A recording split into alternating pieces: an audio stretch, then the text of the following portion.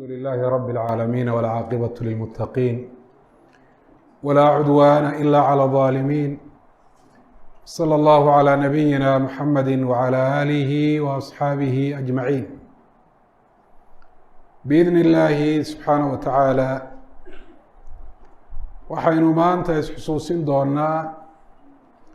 qiso ilaahay subxaana wa tacaala uu ku tilmaamay fi lqur'aani alkariim fi suurati اlburuuj. nebi maxamedna calayhi الsalaatu wasalaam si faahfaahsan uga waramay waa qisatu asxaabi اlkhduud, dadkii muuminiinta ahaa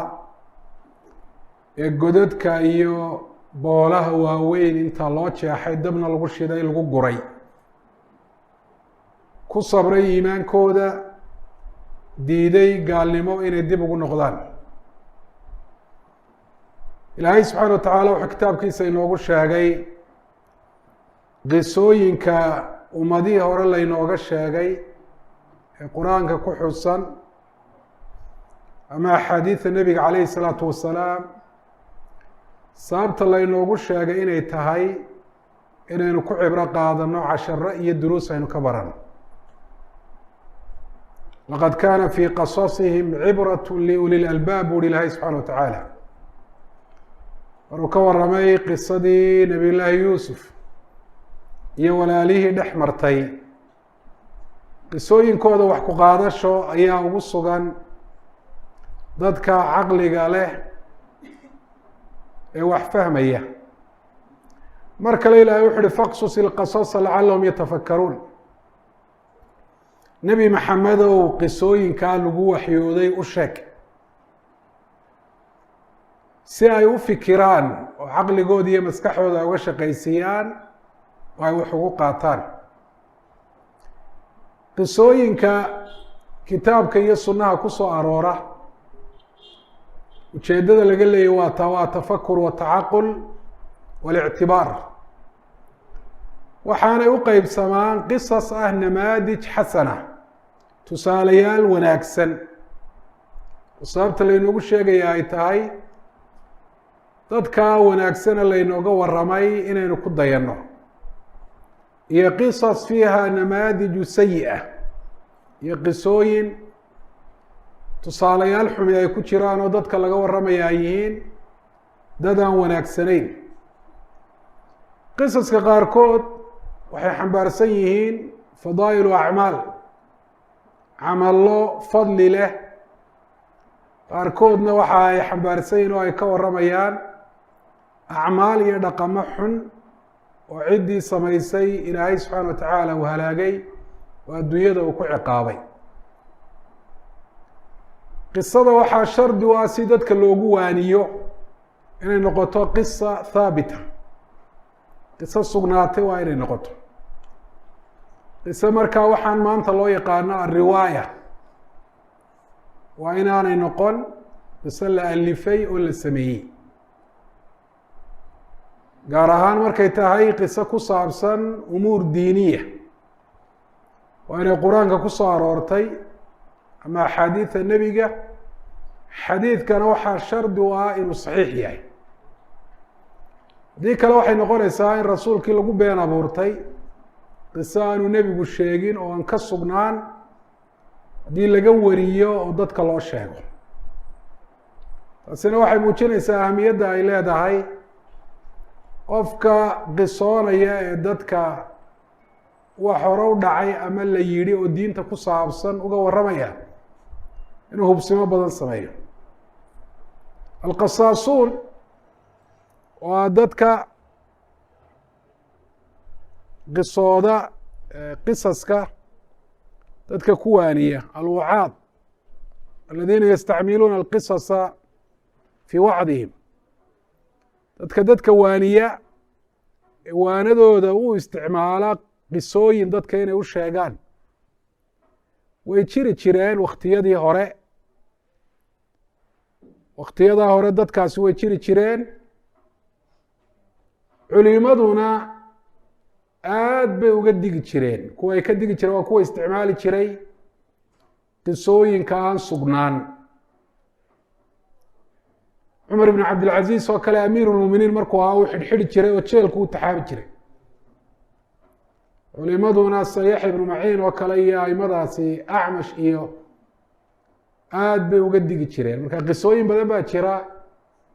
dhaguhu ay macaansanayaan naftuna ay aada u soo dhoweyneyso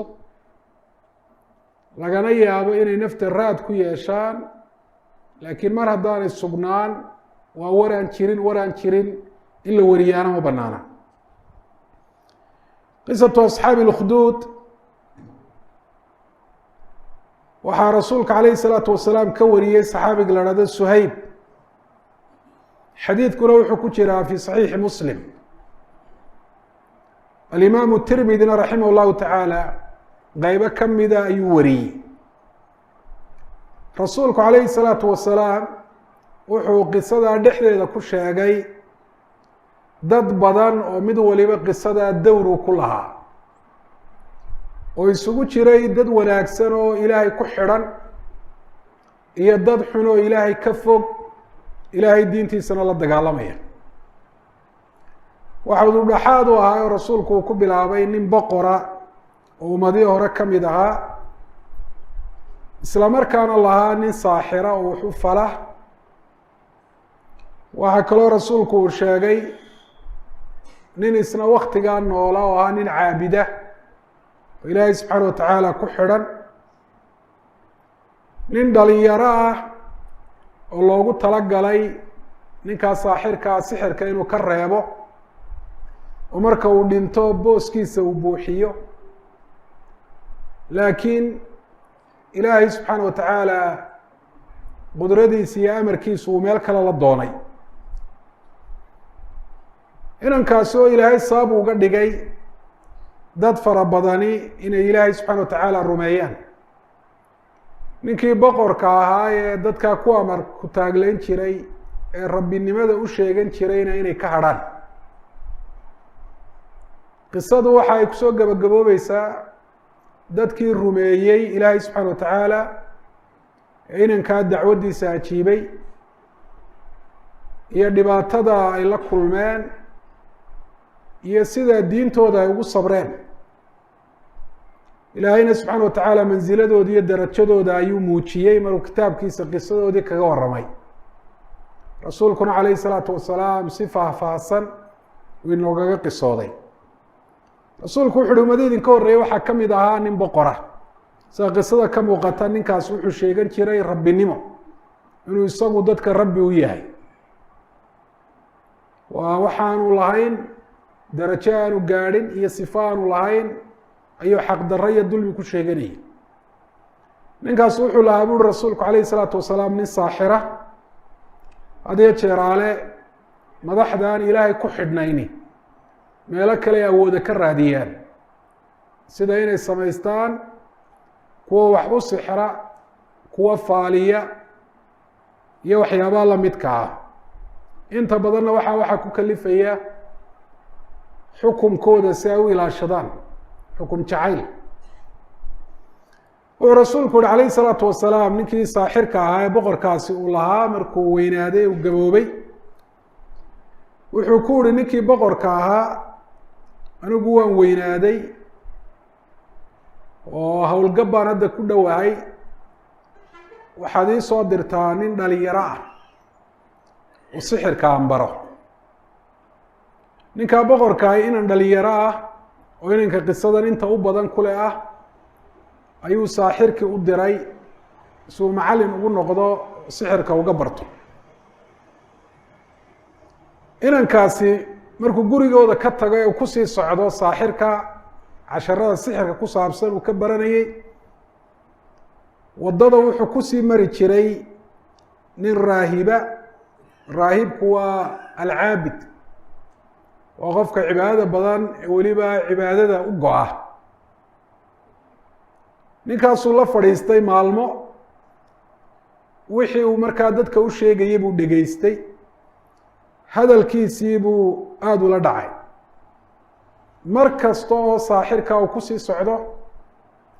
ninkaa caabidka ayuu sii mari jiray ee uu la fadhiisan jiray dabcan taa waxaa ka dhalanaya inuu habsaamo waktigii xiisadda laga sugaayay uu kadib dhaco markuu saaxirkii u tago saaxirkii u garaaci jiray maxaad kusoo habsaantay buu odhan jiray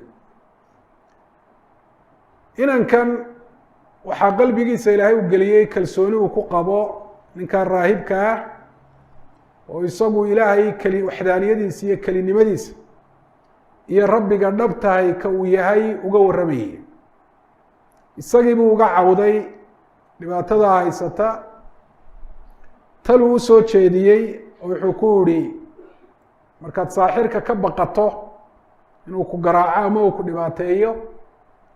waxaad tidhaahdaa reerkaygii baa habsaamiyey reerkiina haddaad ka baqato ay ku dhahdaan xaggaad ku habsaantayna waxaad tidhahdaa macallinkii saaxirka ahaa ayaan ku habsaamay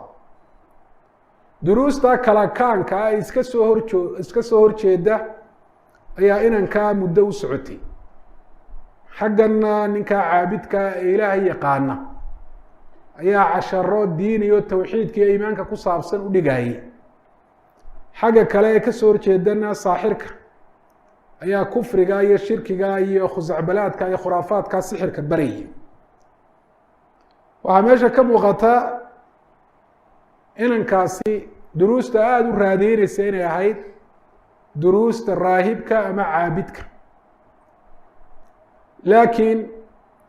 weli labadaa dariiqo iyo labadaa cashara u dhigtaa umay kala rajaxmin oo ka dhab ahaan xaqa ah si dhamaystiran uguma qancin ilaahay subxaana wa tacaala ilaahay markuu arrin doono asbaabtiisa ayuu u diyaariyaa ida araada allahu shaya haya lahu asbaabahu maalin maalmaha ka mida ayaa inankii wuxuu soo maray iyadoo waddadii bahal weyni uu xidhay daaba cadiima bahal aada weyn oo dadkii oo dhan waddadii ka joojisay oo dadkiina ay ka baqdeen oo ay ku dhici waayeen arrintaasi fursad bay u noqotay iyo waddo ilaahay uu u sallaxay oo u maro iimaanka dhamayska tiran wuxuu uhi waa fursadayda ee maanta ayaan kala ogaanayaa saaxirka iyo raahibka ka saxsan wuxuu qaatay dhagax wuxuu ihi ilaahayow haddii arrinta raahibka waddadaa raahibka uu ku socdo ninkaa caabidka ahi ay tahay waddada aada jeceshahay ee aada ka jeceshahay ta saaxirka ilaahay u dhagaxaa yar ku dil daabaddaas bahalkaa weyn si ay dadku waddadooda u maraan ficilkii buu la yimi laakiin wuxuu ka horreysiiyey inuu ilaahay subxaana wa tacaala baryey dhagaxii buu ku tuuray waxaan loo baran oo caadada ka baxsan oo ah dhagax yar oo qof uu tuuray bahal weyn oo waddada looga maagay inuu dilo ayaa dhacay faqatalaha wuu dilay dadkiina waddadii bay mareen wuxuu u yimi ninkii raahibka ah waayo labada waxa sokeeyey labada macallin oo uu ku horreyn jiray kaa caabidka ah waxa dhacay buu uga warramay wuxuu yihi ninkii caabidka ah isagoo inankii la hadlaya maanta adiga ayaa iga wanaagsan oo iga fadli badan arrinkaagu wuxuu gaadhay waxaan arko bimacnaa adhara allahu calayka karaama ilaahay karaamu kaa muujiyey ilaahay subxaana wa tacaala karaama ayuu kaa muujiyey dhagax yar oo aad tuurtay oo dadkii oo dhami ay ka bahal ay ka baqeen ayaa dhagax yar oo aad tuurtay ilaahay uu ku dilay mar haddaad darajadaa gaadhayna waxyaabaa ilaahay looga barto waxaa ka mid a qofka darajo gaadha ilaahay subxaana wa tacaala inuu imtixaamo oo inaka satubtala waa lagu imtixaami doonaa rasuulku calayhi الsalaatu wasalaam waa ka yihi ashad الnaasi balaaءa alamhalu ثuma alamhal alambiyaau ثuma alamhalu falamhal dadka imtixaanka ugu daran la mariyaa waa nebiyada waxaa ku xiga dadka kuwa ugu wanaagsan xagga iimaanka iyo alla kacabsiga iyo dinku dhaqanka marka haddii lagu imtixaamo inanow hay sheegin aniga oo cadowga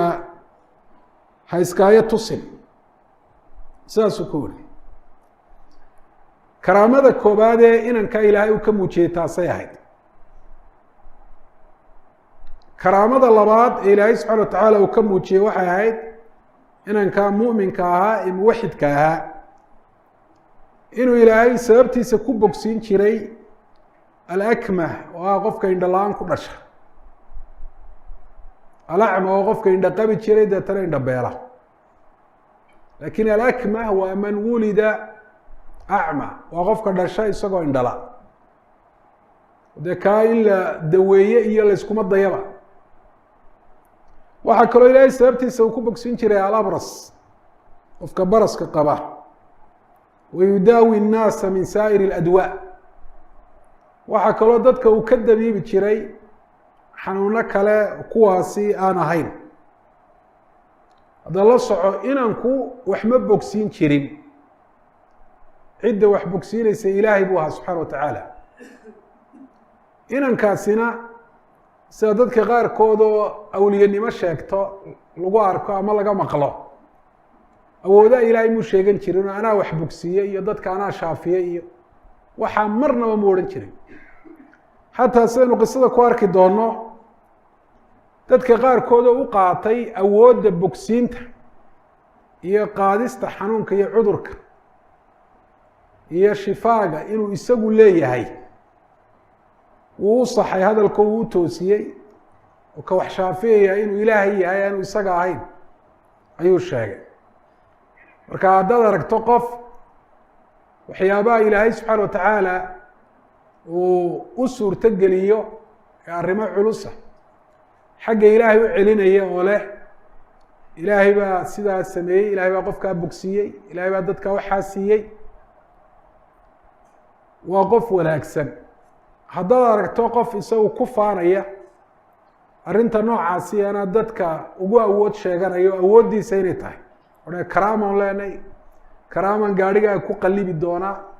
karaamaan xoolaha ku baabiin oo dadka ugu anjabaya qofkaasi addoon ilaahay oo wanaagsan maaha addoomaa ilaahay oo wanaagsani wuxuu ilaahay siiyey iyaguma sheegtaan kumana faanaan dadkana uguma hanjabaan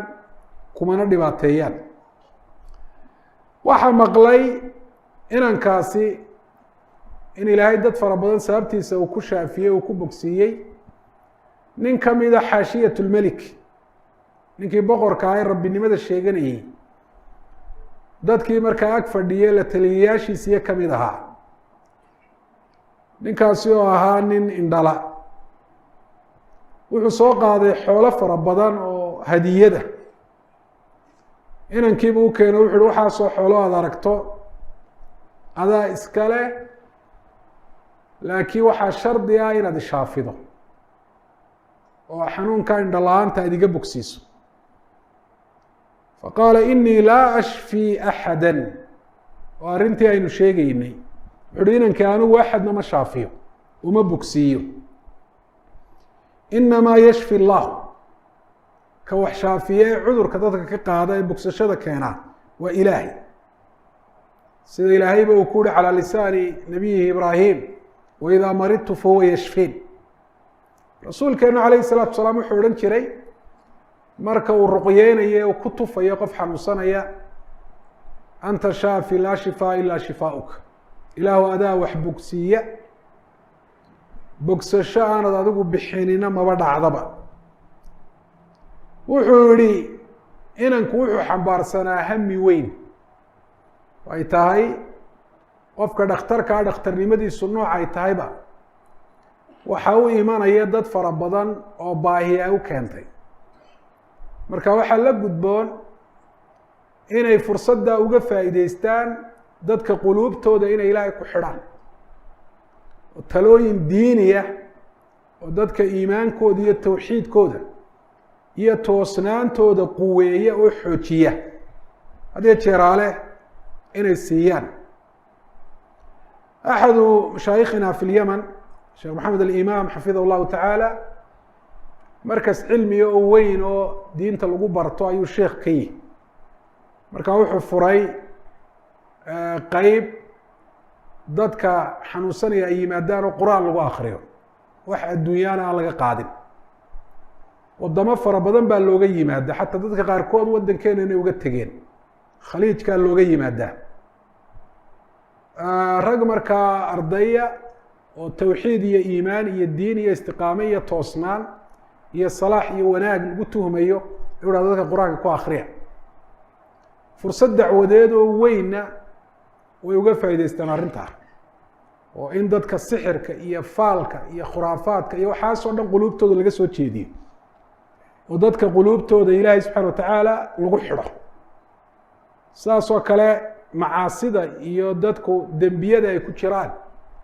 in laga waaniyo oo la idhaahdo si uu ilaahay idiin shaafiyo waxaa ka toobad keena ka khamriga caba ilaahay uu ku shaafiyi doonaa khamriga cabisi iska daa ka xaaraan ka shaqeeya ribo in la idhaahdo iska daa waxay noqotay fursad dacwadeed oo weyn oo dad fara badan ilaahay subxaana watacaala qalbigooda iyo jirhkooda uu ku shaafiyey oo xanuunadii xisigaah ay dareemayeen iyo kuwii macnawiga ahaa ee quluubtooda haysta ee khuraafaad iyo faal iyo sixir iyo macaasiba lahaa ilaahay subxaana watacaala uu kaga shaafiyey marka inankii wuxuu ku yihi ninkaa kamid ahaa la taliyayaasha boqorka fain anta aamanta biاllah dacawtu اllaha fashafaaka haddaad ilaahay rumayso anigu waxaa ma shaafiye ilaahay baan kuu baryaya ilaahayna uu ku shaafiyaya marka muxuu yihi ilaahay uu ku shaafiya ballanqaadkaa muxuu u sameeyey waa liquwati rajaa'ihi fi llahi subxaana watacaala rajada uu ka qabay ilaahay inuu waxa ilaahay u weydiistay ilaahay u xaqiijiyo ayaa aada u xoog badnayd rasuulkuna calayhi الsalaatu wasalaam wuxuu yihi dadka waxaa kamida man low aqsama calى اllahi la abarahu dad hadday ku dhaartaan in arrintaa ilaahay sidaa uu ka dhigayo ha wallahi arrintaas saasay noqonaysa hadduu ha wallahi maanta roob baa da-ye waan ogahay ma laha laakiin macnaheedu waxa weeyaan rajo weyn baan ka qabaa maanta ilahay roob inoo shugo wallahi qofkaas wuu bogsanaya wallahi inaanay arrintaasi saa u dhac ahayn ilaahay dhaartooda wuu oofinaya sidii ay ku dhaarteen bay arrintu udhacaysa waayo hadalkaa waxa ka keenay ma aha isla weynin ma aha geybkii waxa maqan inay og yihiin inay sheeganayaan ma aha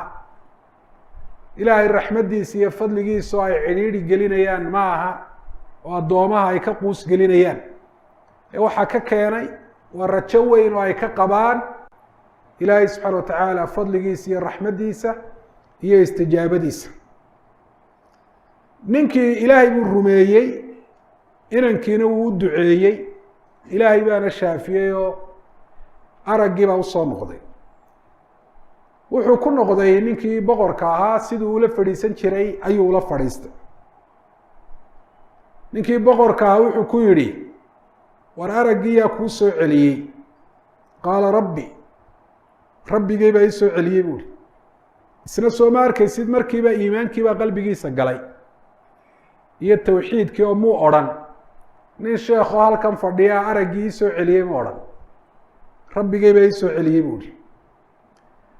ninkii boqorka ahaa ila isagaa dadka rabbinimo beena u sheeganaya wuxuu ku yihi walaka rabbun gayri ma rabbi aan aniga ahayn baad leeday qaala rabbii wa rabbuka allah aniga iyo adigaba allaha macbuudka xaqa baa rabbi inoo abuudi macnaheedu iyo adigu rabbi ma tihid ee addoon ilaahay baa tahay wuu qabtay markiiba wuxuu arkay arrintaasi inay tahdiid ku tahay iyo halis boqortinimadiisa iyo madaxtinimadiisa aada buu u ciqaabay ilaa markii dambe uu ka dhawaajiyey cidda arrintani ay ka soo gaadhay cidda ay tahay oo inankii uu tusay inankii buu markaa u yeedhay ninkii boqorka ahaa isaga markiiba kumuu bilaabin ciqaab iyo adeyg. wuxuu is yihi inankan yare maskaxda badane dadkii kuu dhowaa qaar ka mida durba maskaxda ka qabsaday, macnaa ku shaqayso. wuxuu ku yidhi inanow arrinkaagu wuxuu gaadhay kuwa indhala-aanta ku dhasha iyo kuwa baraska qaba iyo inaad bogsiiso waxaayo waxaayo waxa aad samayso. inankii mar walba iimaan iyo tawxiid buu la soo taagan yahay oo tiraabtiisa ah. inii laa ashfi axada buu ku yihi, anuu axadna ma shaafiyo, inamaa yashfi illaah, ilaahay baa wax shaafiya. inankiina ciqaab buu ku bilaabay iyadoo uu leeyahay sheeg arrintani xaggi kaaga timi, ile waa anigii sixirka kuu tababaraye. ciqaabkaasaa lagu waday ilaa isna uu tusiyey ninkii raahibka ahaa ee dacwaddan tawxiidka iyo iimaanka asalka u ahaa. waxaa la keenoo lasoo qabtay ninkii caabidka ahaa, waxaa lagu yihi ka noqo diintan. diinta la leeyahy ka noqo waa rumaynta rabbi iyo ilaaha qura oo allaha xaqa in la caabudo. wuu diiday. minshaar baa lasoo qaaday, tan looxaanta lagu jarjaro. halkaa madaxa bartankiisa laga saaray, labaa loo kala jeexay. saasaa lagu dilay ninkii dacwaddan asalka u ahaa. haddana waxaa la keenay ninkii la taliyayaasha boqorka ka mid ahaa. diintan ka noqo baa la yidhi ama waa lagu dilaya. wuu diiday diinta inuu ka noqdo, waa ku adkaysta. isna sidii oo kale labaa loo kala jaray. inankii baa la keenay, waxaa lagu yihi diinta ka noqo, diintaadan ka noqo. isna waa diiday. ilaahay baa subxaana wa tacaala xikmad ka leh. boqorkii lama waafajin sidii labadii hore isna inuu miishaar ku kala jaro, oo dabeetana arrinkaasiba dee halkaa uu ku afgo-o oo arrinta dacwaddaasi halkaa ay ku istaagto. si kale inuu u dilo ayuu doonay ninkii boqorka ahaa. koox buu u dhiibo u yihi ninkan kaxeeya, buurta meel heblaaye ku taalla figteeda u sarreysa la fuula. figtaa markaad gaadhaan kala dooransiiya inuu diintiisan ka noqdo iyo in buurtaa laga tuuro. sidii bay yeeleen. ilaahay buu baryey subxana wa tacaala inankii, allahuma kfiniihim bima shi'ta. ilaah waxaad igaga kaafidaa ood igaga difaacdaa nimankan waxaad doonto. farajafa bihim اljabal. buurta ilaahay baa maamulo, amarka ilaahay bay qaadataa. ilaahay baa amray buurtii inay gariirto iyagoo dul saaran, inta aanay isaga ka soo tuurin. buurtii baa gariirtay. buurtii bay ka soo dhaceen. inankiina uu ka badbaaday. inanku wuxuu leeyahay himo sare, meel sare ayuu hiigsanaya. halka uu u socdaa waa in dadka oo dhami ilaahay ay rumeeyaan. muu dhuuman. isagoo soconayo lugihiisa ku socda ayuu u yimi ninkii boqorka ahaa. cid kaloo la socotaana ma jirto. boqorkii wuxuu yidhi war raggii aan ku raaciyey maye. wuxuu yihi kafaanihim ullah, kuwaa ilaahay baa igaga filaado o iga difaacay buu ihi. intaa kagamu hadhine koox kale u dhiibay. wuxuu ku uhi ninkan laash ku qaada, laash. badweynta markaad gaadhsiisaan, hadduu diinta ka noqdo daaya, haddii kalena baddaa ku tuura. sidii bay yeeleen. ilaahay buu qalbigiisa ku xidhanya, ilaahay buu baryey. allahuma kfiniihim bima shi'ta. ilaahay waxaad adigu doonto igaga difaac buu yihi. faاnkafa'at bihim safiina. laashkii baa isla rogay. fagariquu. raggii waday oo dhami way qarqoomeen oo baddaasay ku dhinteen. waa nebi maxamed baa qisada inooga warramaya la socda oo hadalkaa leh. wa jaa yamshi ila lmelik. isagoo lugihiisa ku socda oo soo badbaaday ayuu ninkii boqorkaa u yimi. sidoo kale wuxuu ku yihi war maya raggii aan ku raaciyey, ilaahay baa sharkoodii iga kaafiyey oo igaga filaaday oo iga difaacay buu ihi. waxbuu kuu sheegaa buu ihi boqorow, ima dili kartid hadalkaa wuxuu u leeyahay sababtii aynu hore u sheegnay oo quwatu alrajaa fi اllah maadaama uu yahay addoon mukhlisa oo diintan ilaahay daraaddii u qaatay ilaahay daraaddii u wada oo ilaahay subxaana watacaala u shaqaynaya wuxuu rajo weyn ku qabaa inuu ilaahay difaacayo ima dili kartid buu yidhi ilaa waxaan anigu ku amro aada samayso arrintaa ujeeddo weyn buu ka leeyahy ujeeddadaasi oo ah inuu dadka u muujiyo xeeladihii boqorka oo dham inay shaqeyn waayeen taasoo daliilu ah rabbinimada uu sheeganaya inay been tahay ila hadduu rabbi yahay waxa uu doonaya wuu fuli lahaay isla markaana uu arrintaa uga faa'iideysto inuu dadka quluubtooda inuu dadka gaadhsiiyo uu fahamsiiyo ninkan rabbinimadiisu mar hadday rabbinimo beena tahay rabbi xaqi inuu jiro wuxu uhi waa maxay waxaa haddaan sameeyo aan ku dili karayo wuxu horta dadkao dhan baad meel bannaan garoon aada isugu keenaysa anigana waxaad igu xidhaysaa tiir kadibna booshkaygaas ayaad leeb kala baxaysaa qaansadaasaad gelinaysaa kadib waxaad odhanaysaa bismi illaahi rabbi اlghulaam waxaan ku bilaabayaa oon kaalmaysanayaa magaca ilaahay allahaasoo inankan rabbigiiya inankani rabbiga u rumaysan yahay kadibna leebkaad igu ganaysaa haddaad saa yeesho waad idili karaysaa buuri haddii kale ima dili kartid halkaa marka la marayo dadka qaarkoodoo weliba casrigan joogaa qisadan waxay u daliishadaan waxaa loo yaqaana alcamaliyaat alintixaariya isqarxinta waxay leeyihin de inankani wuu isqarxiyey bay leeyihin markaa in la isqarxin karo oo cadowga la isku qarxin karay daliil u tahay bay yidhahdeen waxaynu leenahay haddii laga soo qaado in qisadani ay daliil u tahay qofku inuu naftiisa dili karo xataa may banaanaateen inuu qofku naftiisa dilo waayo hadday qisadani sidaa tusinayso waa sharci cid innaga inaga horreysay innagana sharcigeenu wuxuu dhigayaa qofku marnaba naftiisa inaanu dili karin ilaahay baa subxaana watacaala si cad uu yihi walaa taqtuluu anfusakum in allaha kaana bikum raxiima naftiina falaa taqtuluu anfusakum in allaha kaana bikum raxiima naftiina ha dilina ilaahay baa naftiina idinka naxariis badan oo idinka turis badan walaa tulquu biaydiikum ila tahluka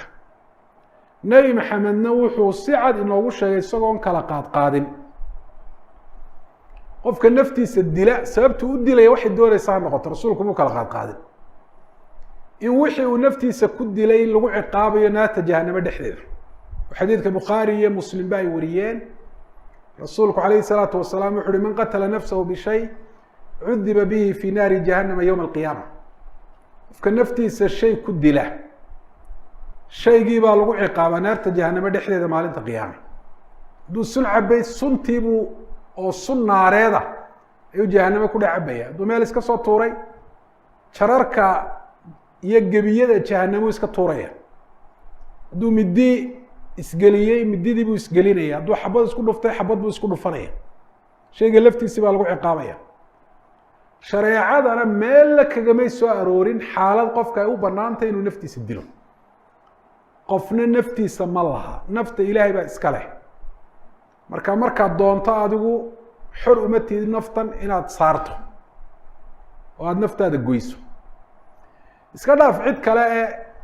saxaabadii jihaadka ku jirtay yuhuud la dagaalamayay maalintii khaybar la weeraray mid kamid a oo caamir la odhan jiray radia allahu canhu ayaa seeftiisii wuxuu doonay inuu ku dhufto nin yahuudiya seeftii buu la waayo isagay kusoo noqoto ay ku dhacday saasuu ku dhintay saxaabigaa seefta inuu isku dhufto umuu qasdiina la soco go-aankiisa may ahayn wuu isla helay saxaabadu halkay ka taagnaayeen qofku naftiisa inuu dilo bal u fiirso waxay yidhaahdeen baطla camalu caamir qatala nafsahu ay liannahu qatala nafsahu caamir camalkiisi wuu buray waayo naftiisuu dilay maxaad u malaynaysaa hadday saxaabadu arki lahayn dadka maanta jooga ee iyagu naftooda cidda u horeysay ay dilayaan naftooda inay noqoto ku talagelaya videoga iska sii duubaya ee dardaarmaya ee hadlaya ee iyagu isku taabanaya waxa weeyaan biinka reebambada iyo waxaana isku xidheen ay isku qarxinayaan oo laga yaabo naftiisa mooyaane qof labaad inaanu dilin hadday ku arki lahayn maxay odhan lahayn saxaabadu kii seeftiisa isla helay naftiisa ay kaga muruxsatay ayay sidaas saxaabadu yidhahdeen ridwan ullahi calayhim nebigu calayh الsalatu wasalaam wuxuu yihi ma camalkiisi ma burin waayo dee inuu isdilo muu doonahayn isagu seefta wuu isla helay isagoo isla ninkaa cadowgaa ku dhufo marka haddii qisadani ay tusin lahayd qofku inuu naftiisa dili karo si uu diinta ugu nusreeyo ugu gargaaro innaga muslimiin ahaan inamay banaanaateen arrintaas qisadani qoom hore axkaamtood iyo diintood bay ka warramaysa innagana diinteenna maxay dhigaysaa qofku naftiisa inaanu dili karin mar labaadka waxaan leenahay qisadani maba tusinaysaba qofku inuu isdili karo inankuma isagaa isdilay ma intuu qaansadii leebkii suray ayuu isku dhuftay isagu waa maya waxa u badan ee uu sameeyey waa in uu sabab u noqday inuu gacanta cadowga ku dhufto qof kasta oo jihaad galaana oo ku dhintaana isagaa sabab u ah inuu cadowga gacantooda ku dhinto ila isagaa goobtaa tegey lagu dagaalamayo ee hubka la isweydaarsanayo marka intaa mujaahidiinta ilaa waktigii nebiga jihaadaya ee jihaadka ku shahiday ay sameeyeen buu inankani sameeyey oo inuu sabab u noqday kama duwana saxaabadii waktigii nebiga inkimaaska samayn jiray safka cadowga bartanka u geli jiray marka raganimaduna taasay ku jirtaa inuu qofku isagu isdilo raganimo maaha geesinimona maaha waxay ku jirtaa qofku cadowga uu la dagaalamayo inuu u badrheero oo uu la dagaalamo laba midkoodu muu noqon doonaa in isaga oo cadowgiina waxyeeleeyey oo jihaaday uu soo nabad noqdo sida saxaabigii bara ibnu malik anas ibnu malik bay walaalahaayeen qoladii murtadiinta ahaa ee nebigu markuu dhintay diinta ka noqday musaylimata alkadaab iyo ciidankiisi dhufays weyn oo gidaar weyni ku wareegsan yahay oo ay xidheen ayuu yidhi igu dhex tuura aan albaabka idinka furee qof aada u fududna wuu ahaa miisaan ahaan gaashaan baa la saaray deetana inta warmaha hoosta lagaga qabtay baa lagu dhex tuuray halkii albaabka agtiisu ku dagaalamay oo toban buu dhigay kamida gaaladii murtadiinta ahayd ee meesha ku jirtay albaabkiina uu ka furay saxaabadii